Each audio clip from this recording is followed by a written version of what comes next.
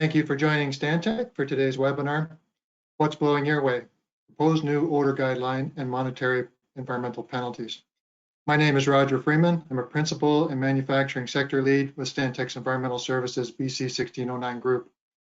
Before we get started, a couple of housekeeping items. All participant audio is muted during the presentation.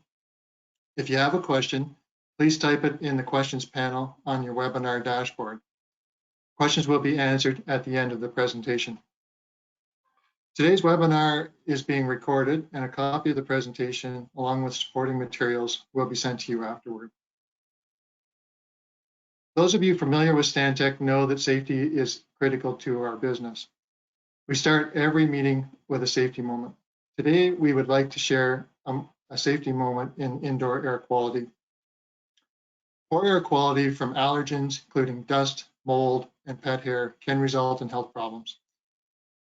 These health problems include asthma and allergies, as well as headaches, eye and skin irritations, sore throats, colds, and flu. A simple way to reduce the occurrence of these health issues is to clean or replace our HVAC air filters 3 times per year.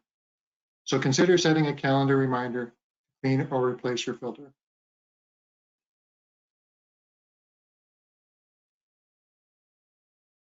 Here's just an overall view of our presentation today, which comprises 3 technical talks, each about 15 minutes in duration, followed by a Q&A session. And remember, if you have a question, please type it in the questions panel on your webinar dashboard. Today's hosts are Alan Pritz, Greg Crooks, and Kim Ireland. Alan is Senior Associate, Atmospheric Environment Specialist, and Professional Engineer focusing on controlling airborne contaminants and air emissions. Alan has extensive experience in the application of air pollution abatement equipment. With over 25 years of experience, he's led diverse project teams to deliver results that benefit from specialized computational techniques, including air dispersion and computational fluid dynamic modeling. He has experience with regulatory approvals and permits in Canada and with air emissions and odor concerns in the US. Greg is principal with more than a 30-year career as an environmental consultant, focusing on environmental assessments, air quality monitoring and modeling, odor management, and quantitative risk assessments. Greg has been the lead technical resource on projects with Environment Canada, Health Canada, the Ontario Ministry of Environment, Conservation and Parks, and the Canadian Council of Ministers of the Environment regarding air policy issues for several industrial sectors. Greg is currently an adjunct lecturer with the University of Toronto. Kim is an associate and Ontario Air Quality Team Leader with over 20 years experience in environmental consulting. She is Stantec's representative to the Ontario Air Practitioners Group and is responsible for keeping clients up to date with evolving regulatory requirements. Kim has completed numerous emission summary and dispersion modeling projects for a diverse range of clients, including many types of manufacturing and industrial facilities, in support of Ontario environmental compliance approvals and environmental registries. At this point, I will hand the webinar over to Alan Pritz, who will talk about the proposed Ontario Odor Guideline. Alan? Thanks, Roger.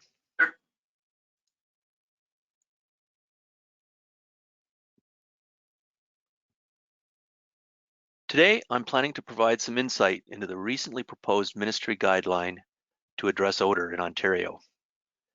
The ministry's acknowledged some inconsistencies and lack of transparency in their approach on odor concerns. Many years ago, the ministry started with their one odor unit guideline, but interestingly, a word search for one odor unit doesn't bring anything up in this latest guideline.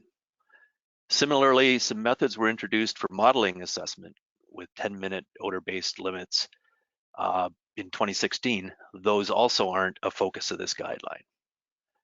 It's important to remember the use of those techniques aren't going away, but they're being left to the more detailed and specialized application when needed by facilities.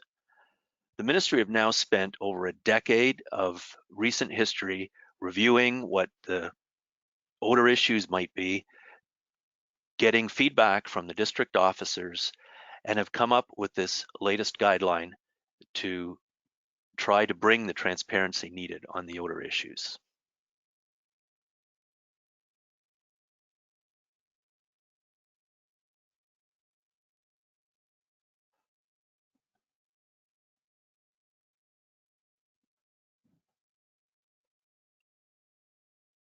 So overall, the guideline seeks to update all the previous odor-related activity to be consistent with the ministry's current framework on regulatory tools.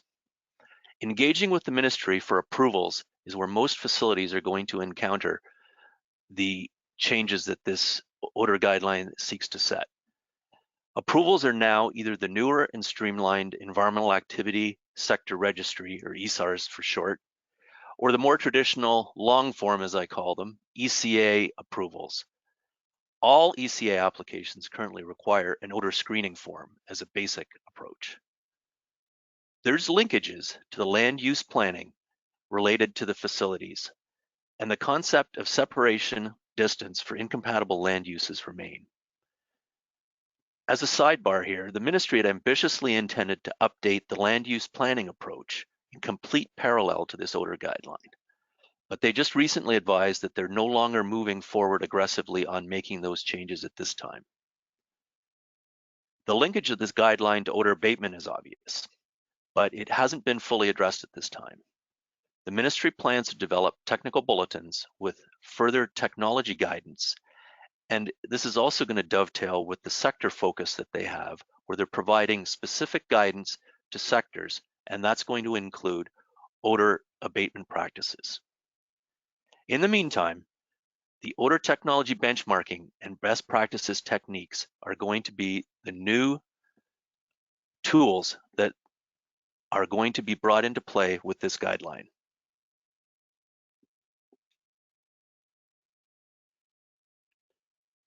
The introduction of the odor-focused tiered approach is the key element of this new guideline. This graphic illustrates the most important takeaway for you of what this new odor guideline will mean to your facility. Facilities are classified to have 3 tiers. The graphic illustrates how the 2 ministry-mandated tools, the Best Management Practice Plan, BMPP, and the Odor Technology Benchmarking Report, the OTBR, can apply to approvals and to each of the tiers. For facilities with significant odor, this isn't anything new and really isn't a surprise. It's probably going to be new to the Tier 1 and Tier 2 type facilities. Simply, the ministry has now mandated additional work that's going to be necessary up front in the approvals process. This is in addition to the screening approach that every approval currently requires.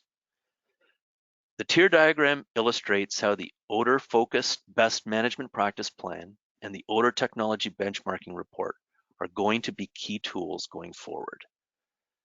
There is already some existing and straightforward guidance from the ministry for the preparation of a best management practice plan for odor.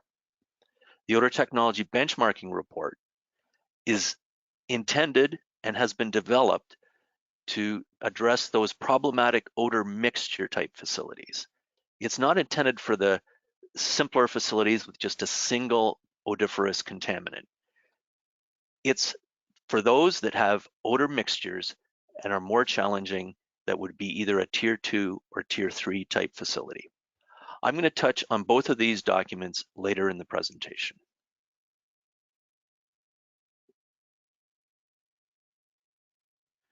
This next slide extends the tier examples and shows how odor setbacks have now been introduced by the guideline and how they're going to affect the approvals process.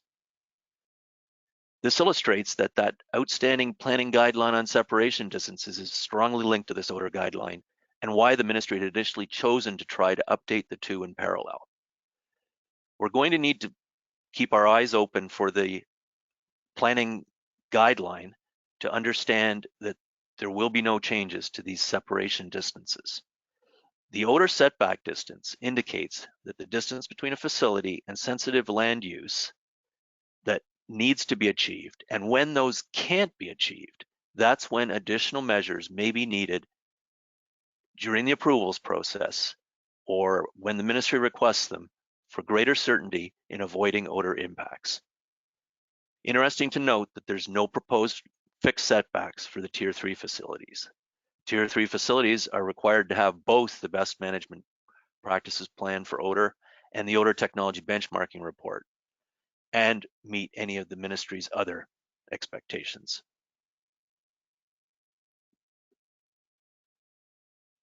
So let me talk a bit about the best management practices plan tool. This tool needs to bring in the concept of continuous improvement, and it starts with the 4 steps illustrated in the circular diagram. The plan is the important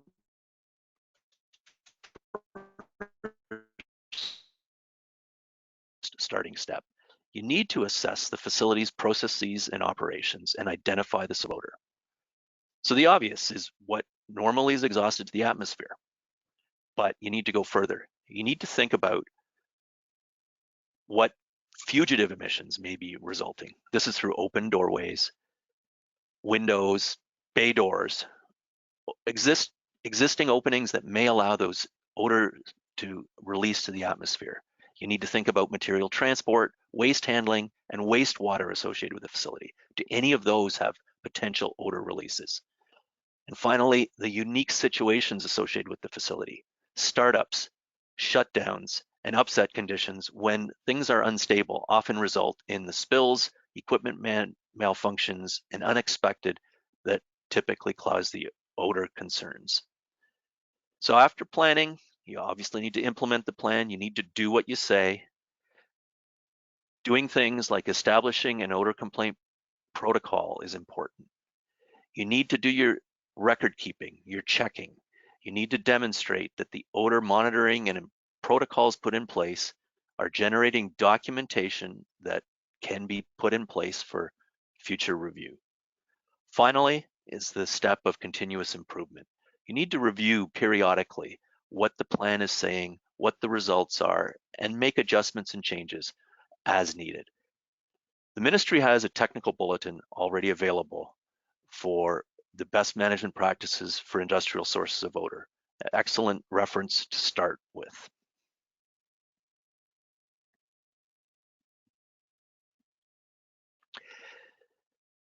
This slide illustrates 10 typical, practical, low-cost odor mitigation considerations that shouldn't require breaking the bank and are probably in existence in most facilities. I'm not going to go through them individually, but this list is a great starting point for those best practices that can reduce the odor emissions. These are the kinds of things a facility needs to have documented in either their standard operating practices, but then also further discuss them in the best management practice plan documentation. These fundamentals are important to be covered in the information in the best management practice plan.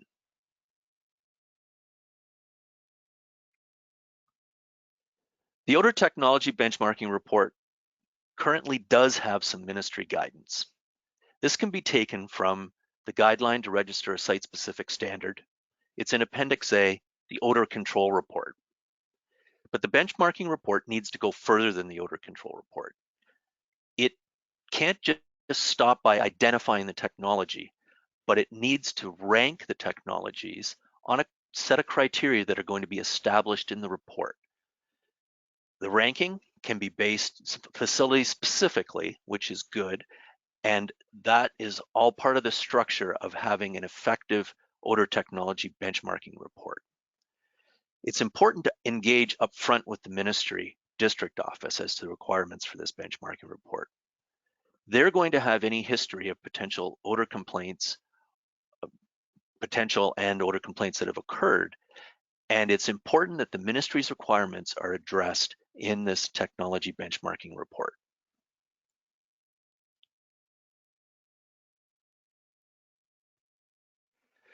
So the ministry is planning to provide technical bulletins and further sector guidance. The best management practice plan has some guidance. The odor technology benchmarking report has a starting point, but further guidance on that is coming. So let me summarize a little on this new odor guideline. The tiered approach starts by requiring odor screening for all approvals. This latest guideline attempts to simplify ministry engagement on odor, especially for the simple Tier 1 type facilities. A best management practice plan for odor is only required of the Tier 1 facilities if the setback distances that have been established aren't being met. It's there for the Tier 2 facilities where we see the potential for greatest surprise of the new requirements. They could require both the best management practice plan and an odor technology benchmarking report if those separation distances aren't being met. These documents need to be prepared upfront, so to speak, so the tools available to respond on odor issues exist before odor complaints occur. For those facilities categorized as Tier 3, they're already, in most cases, going to be very familiar with the range of tools and techniques to address their complex odor mixture concerns. It's very likely they're going to have all the information on file to prepare a complete best management practice plan and odor technology benchmarking report to the new standards. Even if the documents haven't been compiled yet to the ministry's latest guidance, the information will likely be there for the Tier 3 facilities already because the tools are being used.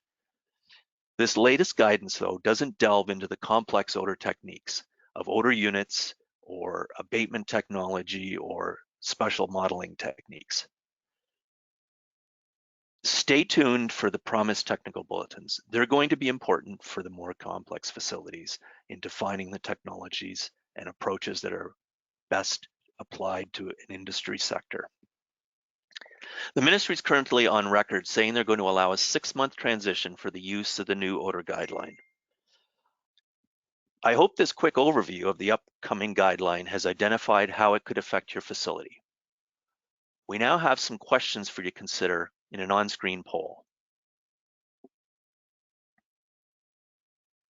So considering your facility and operation, which of the following are you anticipating may be needed? Select all that could apply. A best management practice plan for odor. B, an odor technology benchmarking report. C, screening out of required best management practice plan or benchmarking report. D, unknown or uncertain at the present time. Remember to consider if your facility is now an odor Tier 1, 2, or 3, and any additional preparation you think may now be necessary. I'll leave a few moments for you to now respond, and then we can review the results collectively.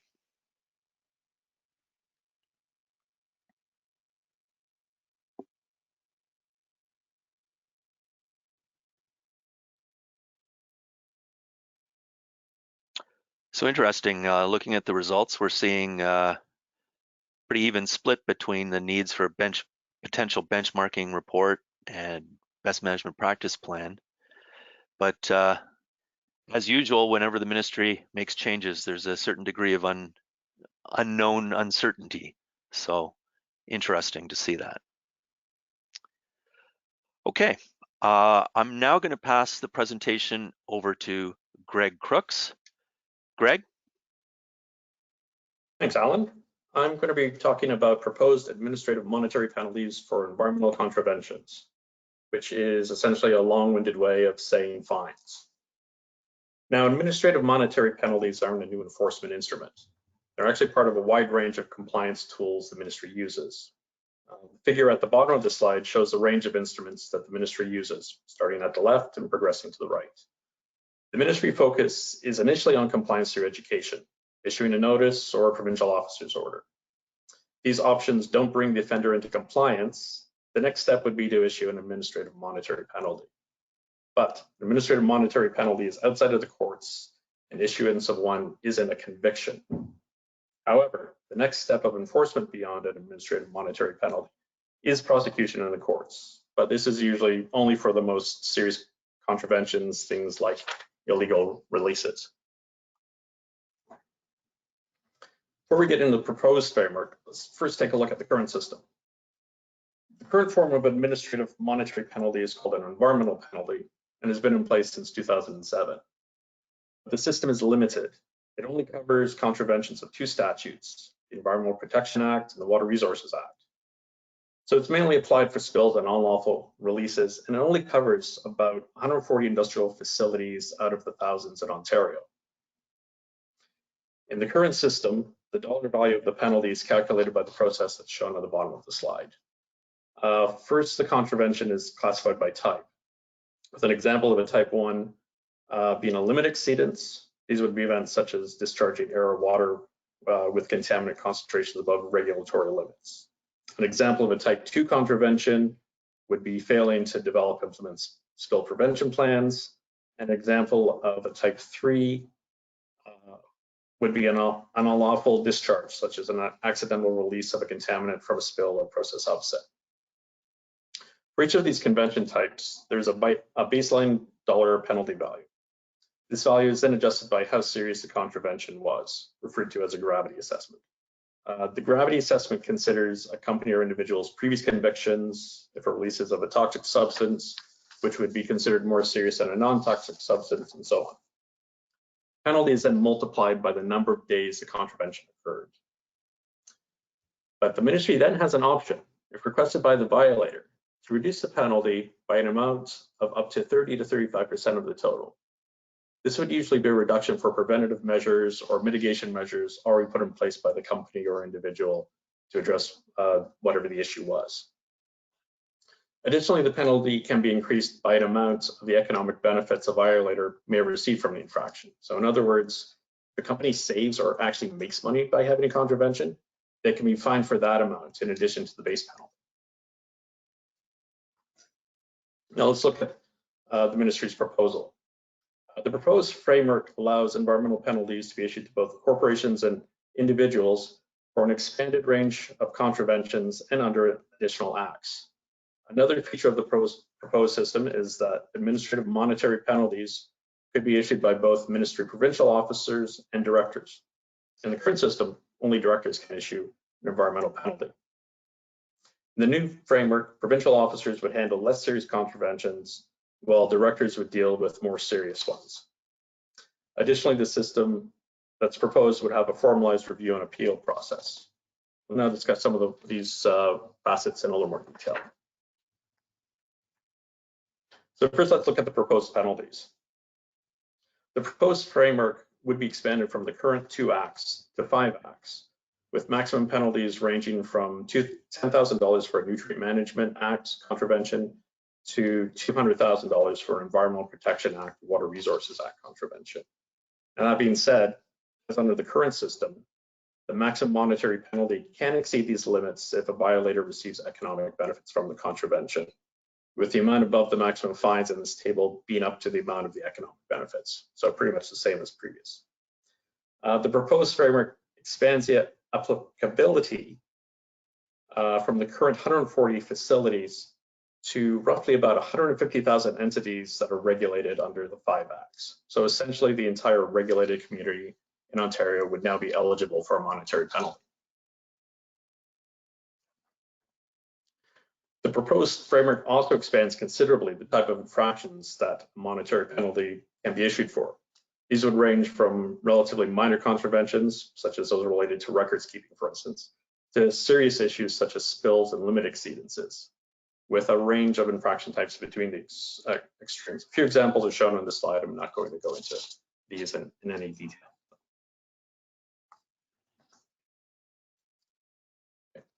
For the proposed framework, the penalty types and the gravity assessment are shown in this slide.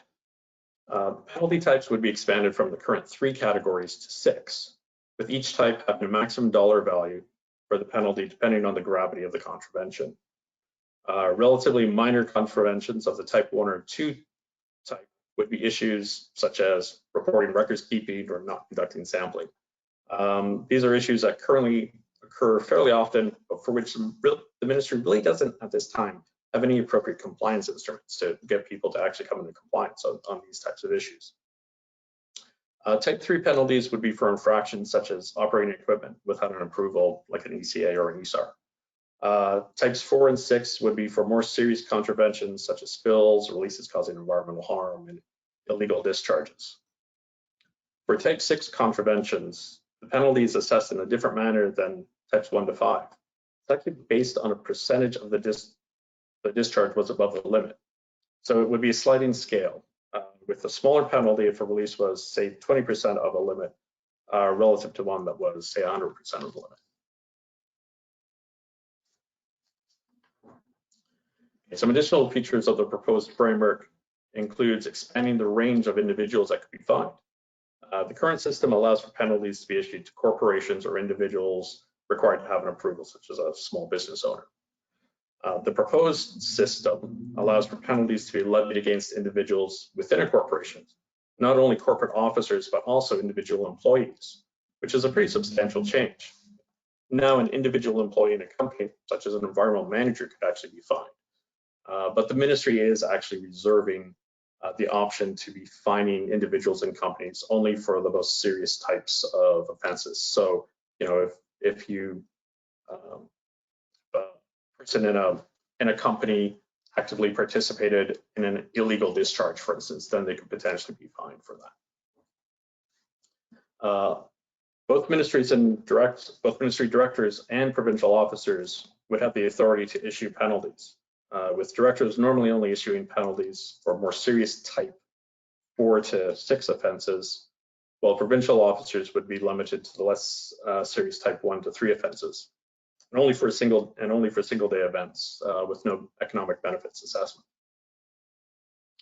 The system would also have a formalized review process in which a violator could request a director to review a penalty issued by a provincial officer. The director's review could then be appealed to the Environmental Review Tribunal. For a penalty issued by a director, appeal would be directly to the Environmental Review Tribunal, which is what's currently done.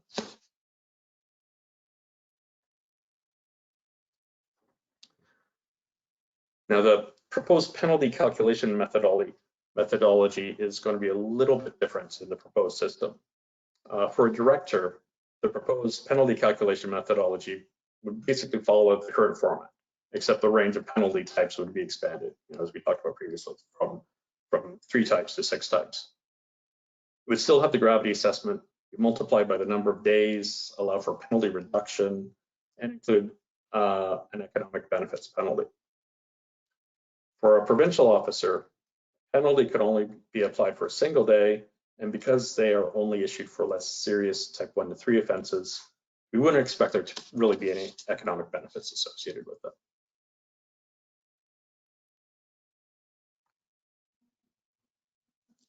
Now, an additional feature of the proposed framework for provincial officer issued penalties is the ability for a provincial officer to issue penalty in the field for minor offenses. So essentially, a provincial officer can issue a ticket on the spot when they identify an infraction. This is quite a bit different than the current framework, where the ministry notifies the offender of their intention to issue a penalty prior to actually issuing it. And one caveat on this is if in the field a provincial officer notices multiple infractions, then they can't issue penalties for multiple infractions at the same time in the field.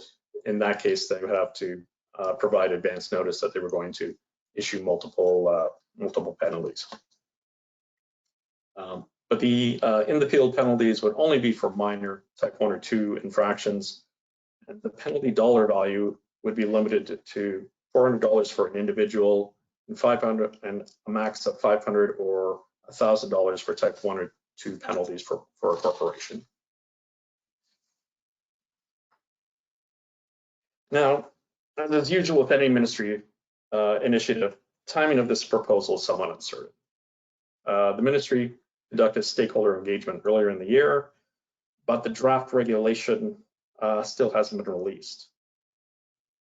As all other stages of the approvals process are going to depend on this, the overall schedule is somewhat uncertain at this point. But it could be implemented as soon as spring next year if the ministry releases the draft, say tomorrow. But realistically, it's more likely to be later next year when this might actually come into effect. Okay, we've now reached the time for another online poll. So for this one, we're interested in what aspects are you concerned about that could potentially result in administrative penalties. So we've got multiple choice. So you can select up-to-date environmental compliance approval documentation, completing sampling monitoring requirements, potential for spills or releases, and none are unsure. So I'll give you a minute to think about that and put in your votes. And we'll come back in a second with this.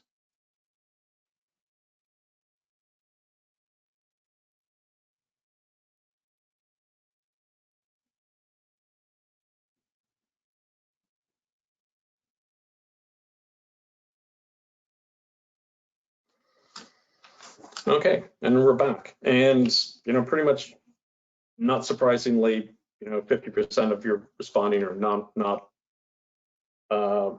either don't have any issues or are unsure about it, which is actually good news, I suppose, from the perspective of hopefully many of those respondents are saying there's no issues, and hopefully not too many are unsure about it. But also, and then certainly it's realistic. The potential for spills or releases, is something that industry we're always having to deal with, and there's always that aspect and uncertainty in that occurring. So overall, not a surprising result. Would be my judgment on this. Okay, so with that, I'm now going to turn the presentation over to Kim to discuss some approvals tips and tricks. Thank you, Greg.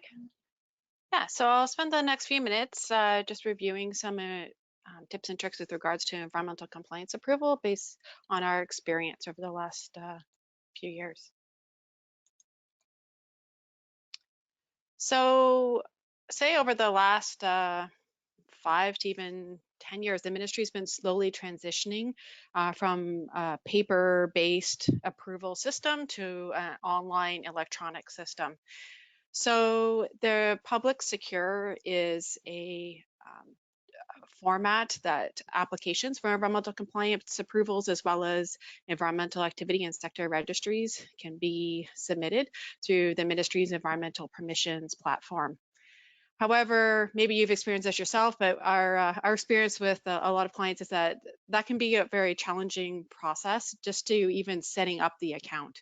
So it's a very finicky system and requires that the company name and company information has to match exactly with Revenue Canada agencies' records.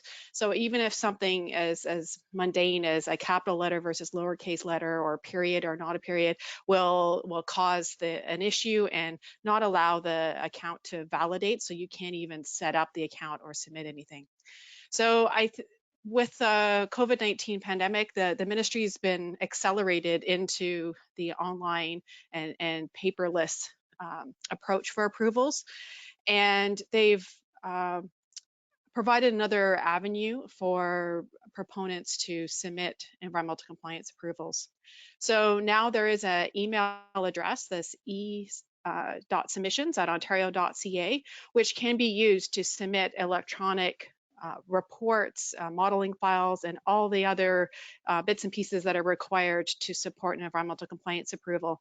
They can be either submitted online through the email, or due to file sizes, quite often you can't attach to an email, so you'll have to use like a FTP site or some other online file sharing service. And this has really made it easier for our proponents to submit applications. And this has really just been rolled out over the past year as a result of the pandemic.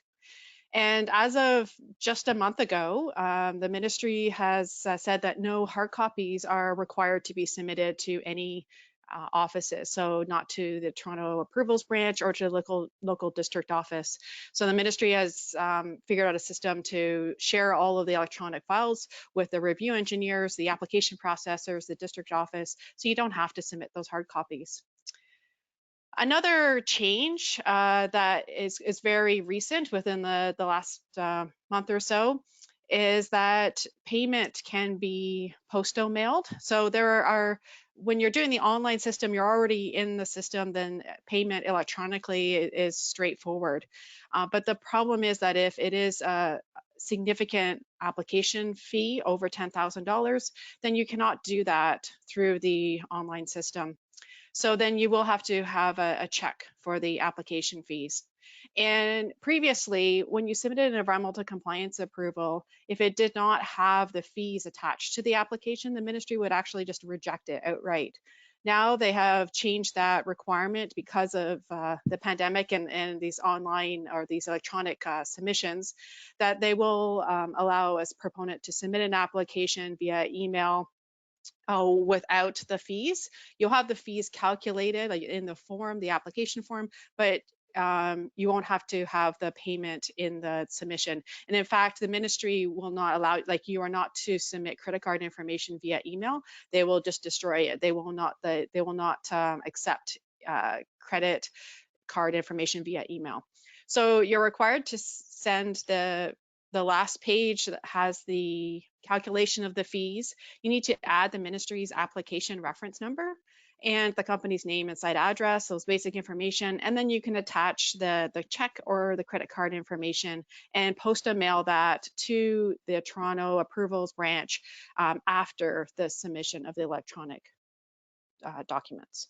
So that is a great advantage.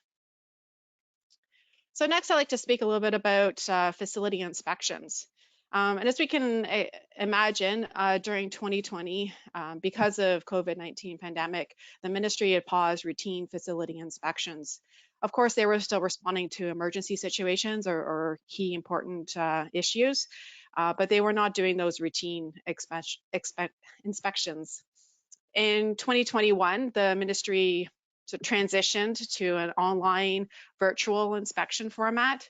And now we're starting to see that the ministry is starting to set up some in-person meetings, and we're expecting in 2022 a transition, probably a combination of virtual and in-person meetings and inspections will be happening.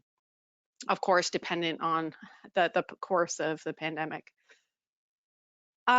So next, in the inspections, when we're looking at the environmental compliance approval for air and noise, the key things that the environmental officer will be looking at would be that you do have an emission summary dispersion modeling report, and it's up to date if it's required to be up to date annually. Similarly with the acoustic assessment report. Is it up to date, or especially if you have an environmental compliance approval with limited operational flexibility, there is that requirement for the annual review and update for both of those reports. Next, operation and maintenance procedures and records, maybe training records or maintenance records. As Alan was speaking to earlier, if they're required to have any best management practices plan for dust or odor, they'd want to see that and see that it's being implemented. If there's any requirements for sampling or monitoring to be completed, they'd expect to see that data and that records are being maintained, and a log of public complaints and the response to those complaints. And finally, if you have an environmental compliance approval with a limited operational flexibility, then there would be the requirement for a modification log. So we're always asked approval timelines. When can I have my environmental compliance approval in hand? So the ministry does have the 1-year service standard from receipt of an application for environmental compliance approval to issuance of the approval. However, as you can imagine, those timelines have stretched out because of the pandemic, and there were some challenges with that transition to online format. And I think there is quite a bottleneck of approvals in the queue. So we're seeing quite a few applications are taking a year and longer than a year to be processed under the standard stream. So if there is an imperative to have an application expedited, there is an expedited review process. And we have experienced success with that for some clients. And from a straightforward ECA, we were able to have it go through the review process and issue the environmental compliance approval within 3 months, which is fantastic. For more complicated approvals, we'd expect that to be more on the order of 6 to 9 months, needing more technical review. Now, it should be noted that this expedited review process is not automatic. You don't just request it and get it. There's a need for a pre-consultation meeting with the ministry, and that meeting would include representatives from various divisions of the ministry, including the district office, and the approvals branch. There could be managers as well as the air review engineers, potentially noise review engineers. And if you have other media, potentially it could be waste or industrial sewage work. So it could be quite a group of ministry representatives that need to be involved with this pre-consultation meeting.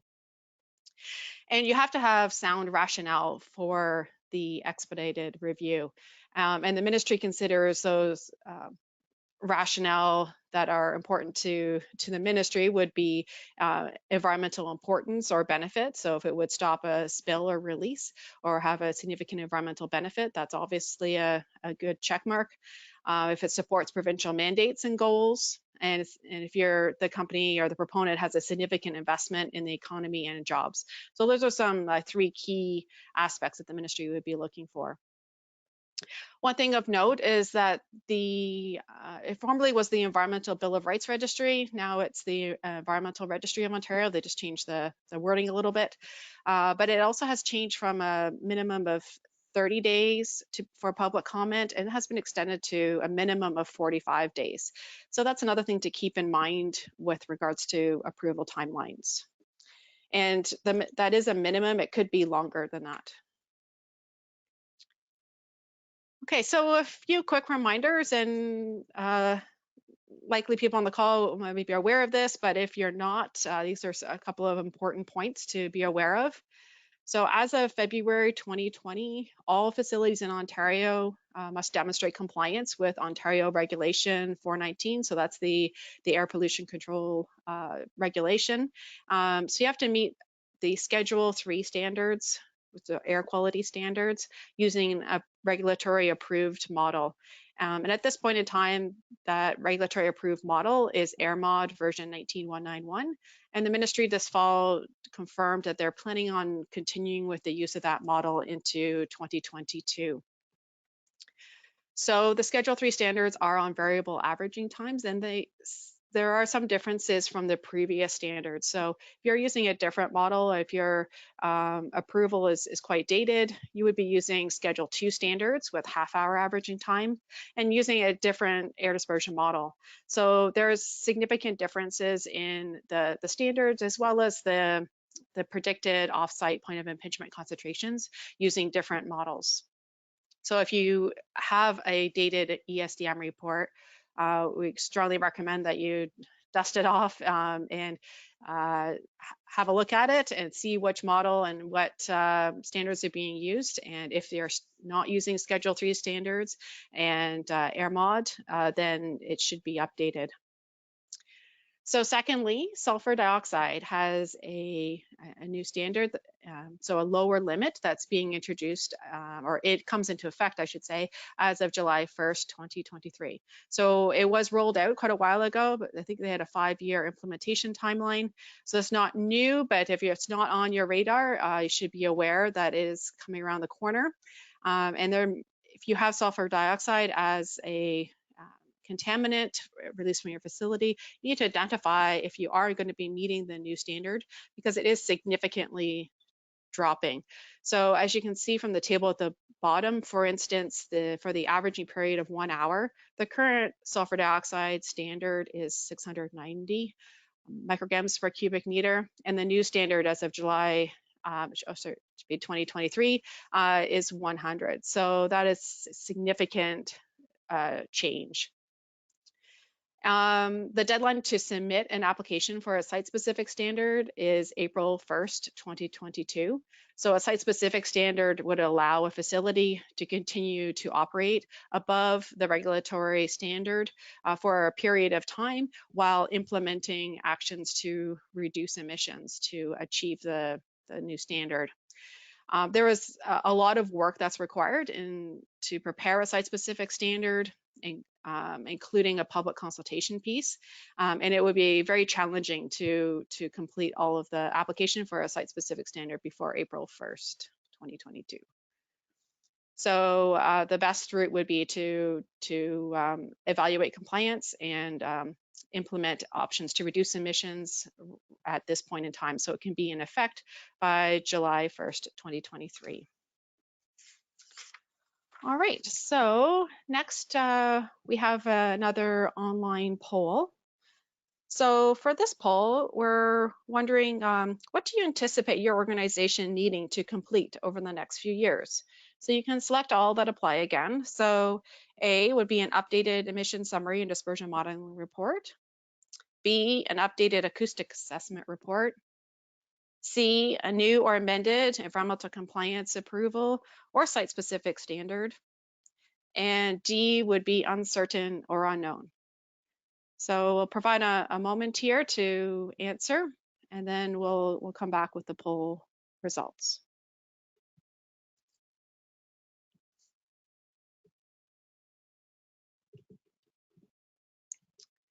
So it looks, based on our poll, that majority of people anticipate needing an up-to-date emission summary dispersion modeling report. And there's also about 50% will expect to need an acoustic assessment report and ECA amendment or site-specific standard. And a few are just uncertain or unknown. So it's an interesting result. Thank you for responding. And at this time, I will pass the microphone over to Roger, and he's going to moderate a question and answer session.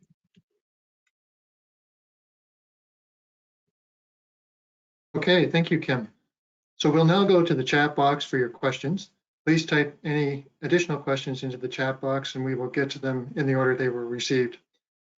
As we go through the questions, if I can have the presenter answering turn their camera on, that would be great. So the first question we have is actually it goes back to Alan, and the question is, when is it anticipated that the proposed odor guideline will come into effect?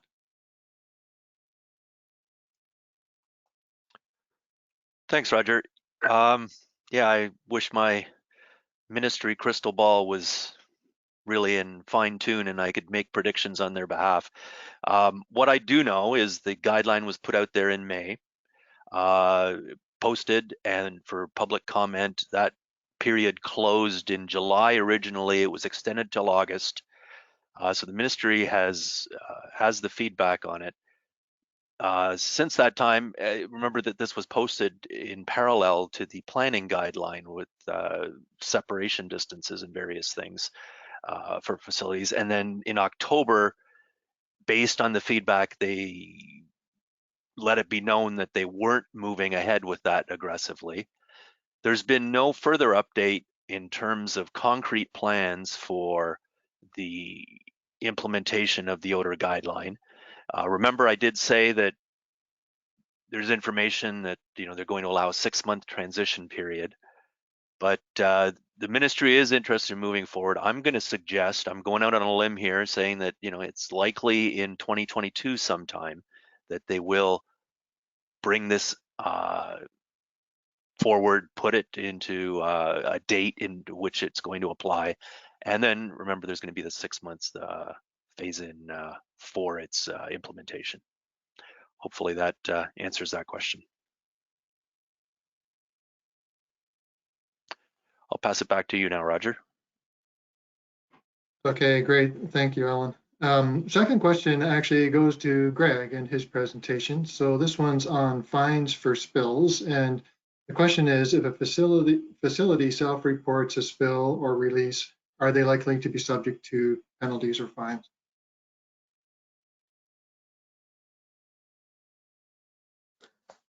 Thanks, Roger. Yeah, that's an interesting question. And I would suggest or think that in all likelihood, it wouldn't, if you have a release and you report it, doesn't necessarily mean that you'll have an environmental penalty.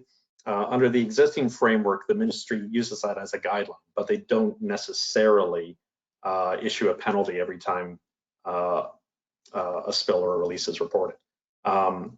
Since 2007, the ministry has reported that they've issued about 460 fines, which totaled about $3.5 million. Now, that is over 14 years roughly, and albeit it's only for about 140 facilities. But I would expect that they do use some discretion, and my understanding is that the current system and the proposed system won't make it automatic that they actually have to issue a fine once a contravention is reported. I think it's also going to depend a little bit on the history of the facility. Obviously, if it's someone who has a history of having these types of releases in the past, that's going to make it a lot more likely that you would be issued a penalty for any releases reported in the future. Okay. So I hope that answers your question. And back to you, Roger. Okay, thanks, Greg. And the third question actually comes back to Kim, I believe. And the question is anyone else having issues with electronic ECA application submissions? And this person recently was required to submit a hard copy after successfully sending the electronic copy into the ministry. That's an interesting question. To be honest, we haven't experienced that, at least like in the recent applications that I've submitted and our team has submitted. I don't recall a situation where we had to submit the hard copy when we were able to successfully submit electronically. Potentially there was maybe a particular person needed a hard copy and maybe didn't have internet access or something like that that required it. I'm not sure. I haven't come across that. So I'll be keeping an eye on it because it kind of goes completely contrary to what the information that we received from the ministry about a month ago saying that we didn't have to submit any hard copies. So I'm kind of surprised by that situation. Okay, back to you, Roger.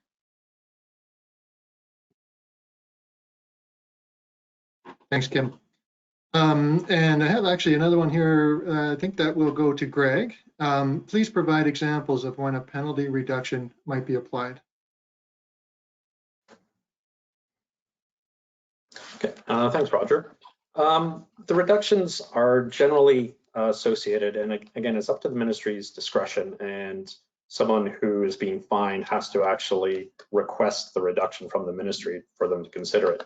But they're generally around things like mitigation measures. If you put in place procedures or equipment that's going to prevent that type of occurrence happening again, be it spill prevention or additional end-of-pipe control technologies or something like that, or even things like putting in place an environmental management plan. You can get some benefit from that, and the ministry will consider, doesn't necessarily mean that they will give it to you, but they will consider giving you some relief on your penalty because of doing actions such as those. Okay, so I hope that answers that question, and pass it back to you, Roger. All right, Greg, thanks again. And I see another question here. I think Kim would be able to answer. What is a site-specific standard and what is required to obtain that? Okay, thanks, Roger. So a site-specific standard essentially is a time-limited environmental approval that allows a facility to emit contaminants over a regulatory standard for a specified period of time. But they also have to be implementing actions to try to achieve the applicable standard during that time period. And then you would have to apply for a renewal. So the application for a site-specific standard is actually quite in-depth. So it has many different aspects. It could include ambient monitoring or stack testing in order to confirm emissions being released as well as off-site concentrations. There definitely be a requirement for an emission summary dispersion modeling report, and it would have to be a refined report. Quite often it would be utilizing that stack testing or the ambient monitoring data as part of the input. There would be a requirement for a technology benchmarking report, and also an economic feasibility assessment would be an optional document that could be prepared. And the core of the site-specific standard would be what the limit is that you're requesting, and also the actions to achieve the reductions. So you'd have to have a detailed action plan with timelines for implementation of the various actions. And all of this information, all those reports that I just mentioned, all have to be shared with the public. There's a public consultation process, and then a public consultation report needs to be included with the application for review by the ministry. So all in all, it is quite a extensive process to complete an application for a site-specific standard. Okay, back to you, Roger. Okay, thanks so much, Kim. That looks like all the questions for now. Please feel free to reach out directly to our presenters with any other questions you have or to talk with them about your specific project requirements. Thank you to everyone who joined today's session. A recording of the webinar will be sent to each of you along with links to the documents referenced. We would sincerely appreciate your feedback on today's presentation, along with any requests for future sessions that you might be interested in. On behalf of myself and the rest of the Stantec team, thank you for your time.